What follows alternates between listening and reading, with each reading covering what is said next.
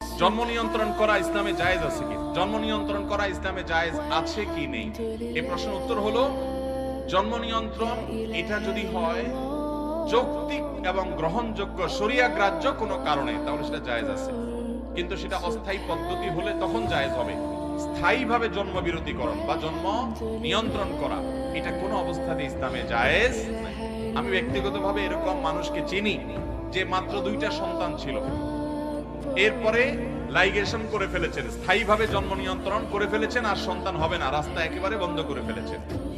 এখন আল্লাহর কি ফয়সালা, ওই 2 সন্তানের মধ্যে দেখা গেল যে এক সন্তান মারা গেছে রোড অ্যাক্সিডেন্টে, আরেক সন্তান বেঁচে ছিল, মেয়ে, তাকে বিয়ে দেওয়া হয়েছে, কিন্তু সংসারে অশান্তির একটা পর্যায়ে গিয়ে সেও সুসাইড করে মারা গেছে।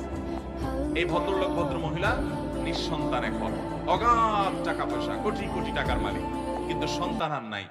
ইসলাম কেন কোনো কিছুকে নিষেধ করে সেটা বুঝতে আমাদের হয়তো 200, 500, 1000 বছরও লাগতে পারে, কিন্তু ইসলাম এমন কিছু বলে নাই যেটার মধ্যে আমাদের কল্যাণ নাই। এমন কোন নির্দেশ ইসলাম দেয় নাই যে নির্দেশ পালন করলে আমাদের ক্ষতি হবে।